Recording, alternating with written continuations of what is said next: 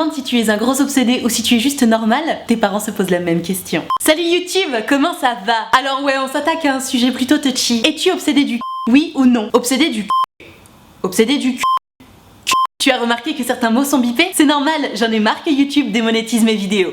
Donc comme d'habitude, je vous ai demandé à toutes et à tous sur Instagram de me dire ce qui vous fait peur par rapport au fait d'être complètement obsédé. Toutes les questions que tu te poses où tu te dis mais merde, est-ce que je suis normale ou est-ce que je suis un ou une grosse obsédée? Vous avez été particulièrement nombreux à répondre, évidemment quand ça parle de il y a du monde. Alors sans plus attendre, on va se lancer dans cette grande épopée pour se poser cette grande question. Sommes-nous des obsédés? Alors on commence très soft avec Gertrude qui veut pas qu'on dise son prénom, qui me dit: je parle souvent de ça avec mes copines. Dis pas mon nom s'il te plaît.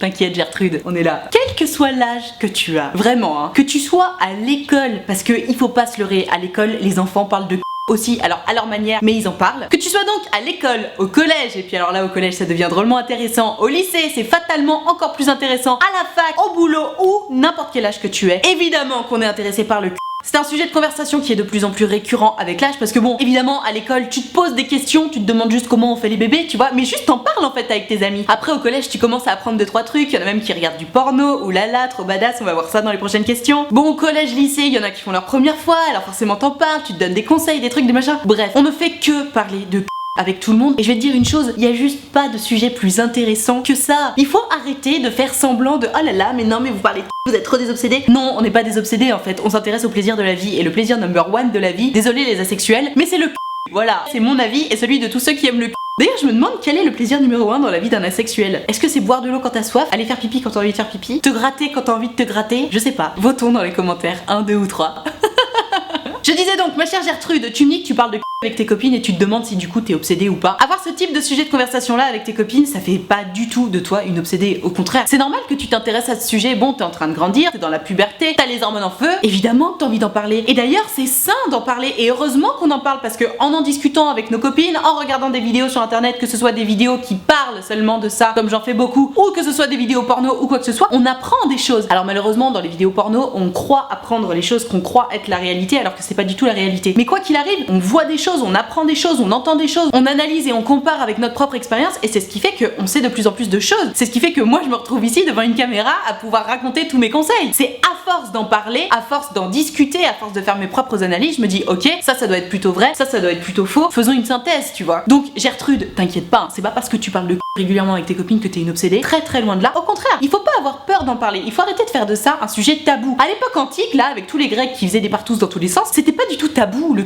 Bon, alors pourquoi on en fait aujourd'hui un sujet complètement tabou avec YouTube qui démonétise toutes mes vidéos qui parlent de sexe, alors que, on est d'accord, on fait pas du porno sur cette chaîne, on est juste en train d'essayer de s'éduquer les uns les autres, de se donner des conseils, juste d'en parler en fait, de façon tout à fait normale. Et pour ma part, je suis vraiment contre cette idée de diaboliser le sujet. Non, on a besoin de savoir des choses, et pour cause, on va tous ou on a tous déjà fait notre première fois un jour, et c'est normal qu'on ait tous besoin d'en parler en fait. C'est comme ça qu'on reproduit l'espèce humaine. Si vous voulez continuer à avoir des humains, les gars, eh ben, parlons-en, ok?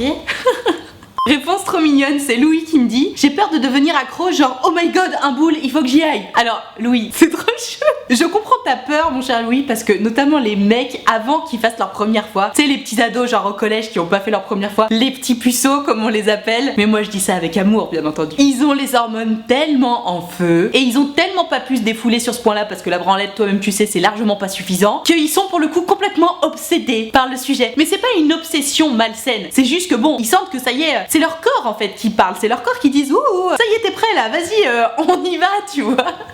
Et t'inquiète pas Louis, c'est pas parce que tu commences à t'intéresser au sujet que tu vas devenir complètement obsédé, mais obsédé dans le sens exactement comme celui que tu dis, c'est-à-dire oh my god, un ça y est il faut que j'y aille. Non, évidemment. Tout simplement c'est normal que de plus en plus tu sois intéressé par le sujet, parce que encore une fois, tu grandis, c'est tes hormones qui vont avec, et y a rien de mal à ça, ne t'inquiète pas. Bon maintenant c'est toujours intéressant de savoir un peu le dissimuler, parce que tu fasses qui penser toute la journée, y a pas de problème, que tu fasses qu'en parler avec tes potes toute la journée, y a pas de problème non plus, vous faites bien ce que vous voulez. En revanche, que tu le fasses sentir aux gens autour de toi qui te connaissent moins, ça peut être gênant. Du style, il y a une nana comme ça et toi tu lui fais sentir que t'as qu'une envie, c'est de ken, de faire enfin ta première fois, ça c'est terriblement gênant, vraiment. Donc à toi de voir, hein, bien entendu, qui tu as envie d'attirer près de toi. Si j'étais toi, je ferais en sorte que le monde autour de moi ne le sente pas trop fort. Voilà.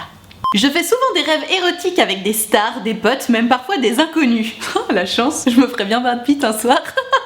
Alors sachez que le rêve érotique n'a absolument rien de malsain. Je vais même t'apprendre ou te déculpabiliser d'une chose. Il est apparemment tout à fait normal de faire des rêves érotiques même avec des gens de sa famille. Alors on est d'accord, dit comme ça c'est très bizarre, mais c'est Freud, c'est ça? Il me semble que c'est Freud qui raconte dans toutes ses philosophies que justement c'est le deep, je sais pas quoi. Attends, on va checker. Freud, rêve érotique. Rêver de faire l'amour est d'une fréquence extraordinaire. C'est un rêve évidemment érotique. Certains pensent même que c'est un rêve que nous faisons toutes les nuits sans forcément en avoir le souvenir. Alors tu vois. Et alors très intéressant, on continue d'apprendre des choses. L'activité onirique en elle-même est un moment d'excitation puisque les hommes sont en érection et que les femmes lubrifient pendant chaque phase de sommeil paradoxal. Et on peut même se réveiller en plein orgasme. Ah, vous voyez? Toutes les petites meufs là qui me disent ah j'arrive pas à avoir un orgasme et tout. Suffit de faire des rêves érotiques les meufs. Alors, enfin bref, j'ai pas trouvé mon histoire sur Freud mais il me semble que c'est Freud. Donc toujours est-il que le rêve érotique, que ce soit avec des stars, des potes ou manifestement des membres de ta famille, mais même si ça c'est encore vraiment très gênant d'en parler, c'est tout à fait normal. L'interprétation freudienne du rêve où l'on fait l'amour est directe. Il s'agit de la mise en scène d'un désir génital. Sans déconner.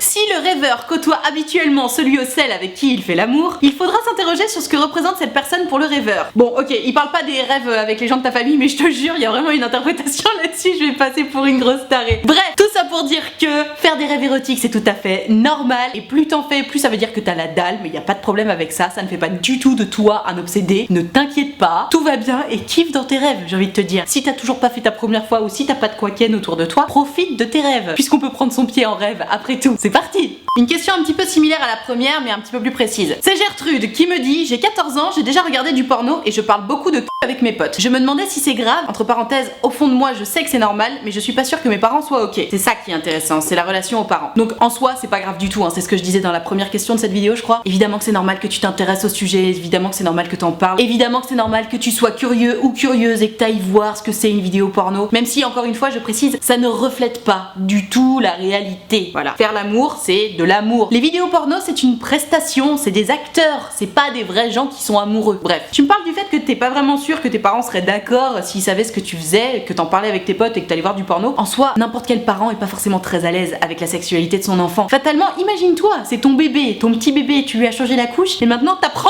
qu'il va faire des choses terribles avec d'autres enfants. C'est terrible pour un parent. Et puis en plus ça le renvoie au fait qu'il a vieilli, que maintenant bah c'est plus lui le jeune mais c'est l'enfant. Enfin bref, dans la tête des parents, la sexualité des enfants c'est un vrai problème. D'ailleurs on le voit beaucoup hein, dans mes vidéos, je reçois des témoignages de jeunes filles qui me racontent des histoires affreuses, particulièrement entre la mère et la fille. Alors ça vraiment, j'ai encore du mal à le comprendre. Donc tu me dis, je suis pas sûre que mes parents soient d'accord avec ça. En même temps, je vais te dire une bonne chose, s'il y a un truc que t'as pas à demander à tes parents, c'est la permission d'avoir une vie sexuelle en fait. Tu fais ce que tu veux. Oui, t'as 14 ans, donc il y a des gens qui vont trouver ça trop jeune, il y a des gens qui vont trouver ça déjà vieux. En fait, on s'en fout de quel âge tu as. Ce qui est important, c'est ce que tu ressens et ce que t'as envie de savoir et ce par quoi tu es attiré, tout simplement. Si t'as envie d'aller voir une vidéo porno parce que t'es curieux, bah va voir une vidéo porno. Si t'as envie d'aller voir une vidéo porno parce que t'as envie de te branler, et ben fais-toi plaisir. En fait, y a pas de mal à ça. Alors oui, si t'as 8 ans, je te dirais bon, t'es peut-être un peu jeune, essaie de t'amuser avec tes Playmobil d'abord, tu vois. Mais c'est littéralement le point sur lequel tes parents n'ont juste rien à dire parce que ils ont pas besoin de le savoir. Et c'est très bien comme ça. Et en parlant des parents qui ont pas besoin de le savoir, on enchaîne avec Laura qui me raconte une histoire. J'ai fait ma première fois et ma soeur l'a su, elle m'oblige à le dire à mes parents et moi j'ai pas envie. J'ai peur qu'ils le prennent mal parce qu'ils vont dire que je suis trop jeune et j'ai peur qu'après ils me laisseront plus le voir. Putain mais... Laura déjà j'ai envie de te dire comment c'est possible que ta soeur elle soit au courant et puis de quoi elle se mêle celle-là. Putain c'est ta vie, tu fais ce que tu veux. Je comprends que t'aies pas du tout envie que tes parents soient au courant. Enfin tes parents ont juste pas besoin de le savoir tu vois. Si t'as envie de leur dire, tu leur dis, c'est ton choix. Mais si t'as pas envie, personne n'a à te forcer en fait. Et quoi qu'il arrive, même si ta soeur réussit à te forcer à le dire à tes parents, j'imagine que ta soeur c'est vraiment un gros bébé et qu'elle a encore rien compris à la vie là-dessus. Écoute, tes parents ils ont juste pas à te juger, tu vois. Ils peuvent effectivement estimer que tu es trop jeune et ils peuvent effectivement t'interdire de voir ce garçon puisque ce sont tes parents et que tu es sans doute mineur. Et à partir de là, tes parents c'est eux qui décident pour toi. Maintenant, bah j'ai envie de te dire, prends ton mal en patience. Y a que ça à faire. Mais ta soeur c'est vraiment une grosse gamine. Je vais pas m'éterniser sur cette question parce que c'est pas du tout le sujet de la vidéo. Là on se demande est-ce que je suis obsédée du cul ou pas. Toujours est-il que ta soeur il faut que tu essaies de lui expliquer gentiment je pense. Essaie de la prendre par en dessous et de lui dire écoute ma puce, c'est ma vie, c'est mon choix et tu as appris cette nouvelle là de ma vie privée, bon bah tant pis pour moi, mais comme son nom l'indique c'est ma vie privée et si j'ai envie de le dire à papa et maman je le dis à papa et maman et si j'ai pas envie de le dire c'est pas à toi de me forcer à le faire. Je pense que si tu lui expliques vraiment dans la douceur et dans la gentillesse, si tu la mets justement avec toi dans la confidence plutôt que toujours dans l'affrontement comme on est souvent avec ses frères et sœurs, peut-être que justement ça va réussir à vous rapprocher l'une de l'autre et qu'elle va se sentir gardienne d'un secret important pour toi et puis peut-être que ça va aller tu vois. Essaie de la prendre par en dessous, je te souhaite que ça fonctionne.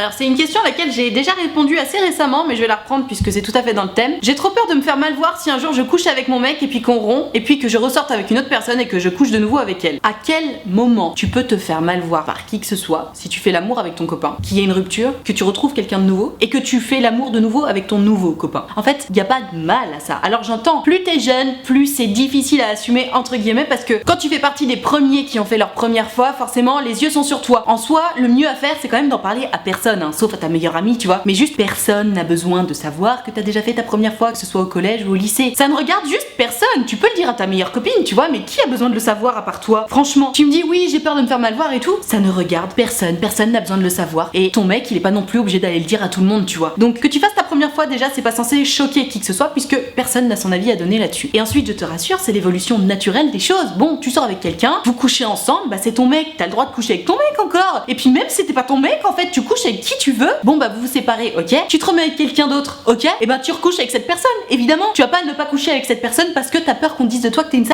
Non, en fait, tu sais pourquoi? Parce que c'est pas parce que tu fais l'amour que t'es une sale. En fait, il faut arrêter avec ce mot. Ce mot n'existe pas d'ailleurs. C'est quoi une sale? C'est une nana qui fait l'amour. Et ben non, c'est pas. Faut arrêter. Et rip ma monétisation avec tous ces mots horribles que j'utilise, mais putain, faut vraiment arrêter avec ce mythe. Et c'est toujours les jeunes filles qui ont peur de ça, qui me disent j'ai peur qu'on me juge, j'ai peur qu'on m'insulte, nanana. Est-ce que les mecs, une seule seconde, ils se posent la question? Non, les mecs ils sont trop contents d'avoir plein de meufs au compteur parce qu'ils se disent j'ai plus d'expérience. Et ils ont raison, putain. Les meufs, que t'aies couché avec 0 ou avec 100 mecs, ça fait pas de toi une femme différente, ça change pas ta personnalité. C'est juste que tu t'es fait kiffer avec qui t'avais envie. Voilà. Il faut arrêter de se sentir mal. Donc Aurore, fais-moi un grand plaisir, arrête de te prendre la tête. Si t'as envie de faire l'amour avec ton prochain copain, tu fais l'amour avec lui. Et si vous devez vous séparer et que tu te remets avec quelqu'un, te pose même pas la question. Si t'as envie de faire l'amour avec quelqu'un, tu fais l'amour avec cette personne et c'est tout. On arrête de se prendre la tête. Réponse trop chou. Enfin trop chou. J'ai jamais eu d'orgasme, donc je veux ken H24 pour tenter d'en avoir un. Égale frustration. J'ai envie de te dire, t'as la bonne solution et en même temps c'est pas la bonne solution, dans le sens où évidemment si tu veux réussir à avoir un orgasme un jour, oui il faut ken un petit peu, mais c'est pas parce que tu ken 8 fois par jour que t'as plus de chances d'avoir un orgasme. Enfin j'en sais rien, je pense pas, tu vois, parce que le truc c'est que si t'es trop fixé sur l'objectif d'atteindre l'orgasme, il est possible qu'effectivement tu sois frustré, et plus t'es frustré, plus tu restes bloqué sur le délire et du coup ça crée un cercle vicieux, tu vois ce que je veux dire. Il faut aussi apprendre à laisser aller ton esprit pour réussir à atteindre ce fameux nirvana. Donc est-ce que ça fait de toi quelqu'un d'obsédé du Bah j'ai envie de dire oui, ça a l'air de tourner à l'obsession, cette envie d'avoir un orgasme. Maintenant, c'est pour la bonne cause, j'ai envie de te dire. Et puis si tu forces pas ton mec et si ton mec en a envie comme toi, bon il devrait pas y avoir de soucis. C'est assez drôle comme phrase, je suis désolée. Après un an de relation avec ma première fois et suite à notre rupture, j'ai peur de ne pas retrouver quelqu'un avec qui je sois aussi à l'aise que lui. Je suis encore amoureuse de lui mais j'ai quand même envie d'aventure d'un soir, est-ce que c'est normal? Alors ma chère Déborah, j'ai envie de te dire, bon t'es plus avec ton mec, tu l'aimes encore, apparemment c'était bien au lit, donc tant mieux pour toi, ça veut dire que t'as eu des bonnes expériences et il n'y a pas de mal en fait à te dire que t'as envie de passer à autre chose en ayant des aventures d'un soir. En fait, vouloir avoir des aventures d'un soir, il y a juste rien de mal là-dedans. Et tu sais pourquoi on a toujours l'impression que c'est mal? C'est parce que dans les films, à chaque fois qu'une meuf, à chaque fois qu'une meuf a une aventure d'un soir, c'est toujours avec le connard, ou alors elle aurait pas dû parce qu'il y avait son prince charmant qui l'attendait à droite à gauche. C'est toujours la nana qui a une aventure d'un soir qu'elle aurait jamais dû avoir. Et fatalement, nous on garde ça dans la tête. Puisqu'on grandit avec les films, on s'identifie aux personnages, etc. Et donc nous, en tant que femmes, derrière, on se dit quoi? On se dit oh putain, j'ai envie d'avoir des aventures d'un soir, mais si ça se trouve, je suis une grosse pute. Non, t'as juste envie d'avoir une vie sexuelle épanouie, comme les hommes, et comme tout être humain sur Terre, et donc c'est normal. C'est pas parce que t'es toujours amoureuse de ton ex avec qui ça se passait bien au lit que c'est mal de vouloir avoir des aventures d'un soir. Le seul moment où c'est mal d'avoir une aventure d'un soir, c'est quand tu es en couple. Tu n'as pas le droit d'avoir une aventure d'un soir si tu es en couple avec quelqu'un, parce que c'est une trahison. À partir du moment où tu es célibataire, il y a juste pas de mal à avoir une aventure d'un soir, que tu sois un homme ou une femme. Et ça fait pas de toi une obsédée en fait. Ça fait juste de toi quelqu'un qui a envie de s'amuser et il y a pas de mal à ça, vraiment. Donc les meufs, on se déculpabilise. Avoir une histoire d'un soir, c'est la même chose que pour un mec, c'est-à-dire c'est pas grave, c'est fun, c'est cool, on s'amuse, on prend son pied et basta. À partir du moment où les deux sont très au fait de ce qu'il se passe, c'est-à-dire que il faut pas non plus qu'il y en ait un des deux qui se dise ah trop cool, on va sortir ensemble, et l'autre qui se dise trop bien, je vais juste tirer mon coup, parce que là c'est toujours délicat. Mais voilà, à partir du moment où les deux savent ce qu'ils veulent, ça ne fait pas toi une obsédée du si t'as envie d'avoir une aventure d'un soir, tout va bien, ok? Salut Nad, j'ai 16 ans et voilà maintenant quelques temps que je traîne avec un garçon. On va sûrement sortir ensemble, mais je ne sais pas si pour officialiser notre relation, je dois coucher avec lui rapidement après qu'on se soit mis ensemble. Je précise qu'il a 18 ans et il a donc plus d'expérience que moi. Louise, pour le coup, si il ose te dire une chose pareille du style bon bah maintenant qu'on est ensemble, faut qu'on couche ensemble, là pour le coup c'est lui, l'obsédé du cul. Et c'est lui surtout le taré en fait, parce que on ne dit pas ça à une jeune fille. C'est pas parce que tu couches pas avec ton mec que votre relation n'est pas officialisée, tu comprends? Qu'il ait 18 ans ou 44 ans, en fait, tu fais l'amour avec lui que si t'as décidé que t'allais le faire. Tu le fais pas pour te dire oh, mais les gens ils vont croire que on s'en fout des gens. Tu fais ta life à toi et tu suis tes ressentis à toi. Personne n'a à te dicter le comportement que tu dois avoir. Donc si t'as envie d'attendre 1 an avant de faire l'amour avec ce mec, il attendra 1 an en fait. C'est comme ça. Alors oui, on se doute bien qu'il va insister un peu, mais il attendra. Parce que si tu décides d'attendre, il attend. Et si tu décides de le faire tout de suite, tu le fais tout de suite. Mais faire l'amour avec ton mec, ça n'a rien à voir avec le fait d'officialiser la relation. Mais rien du tout. Donc il faut absolument sauter cette image de la tête. Tu peux tout à fait être en couple avec quelqu'un et le faire patienter longtemps, notamment à ces âges-là. Tout le monde n'a pas la même expérience sexuelle, tout le monde n'est pas aussi à l'aise que les autres, donc calm down. Il n'y a pas de pression, il n'y a pas de stress, et surtout il n'y a aucune obligation. On fait ce qu'on veut et on fait ce qu'on ressent, ce qu'on a envie de faire, d'accord? Je suis attirée par beaucoup trop de garçons, est-ce que ça fait de moi une obsédée?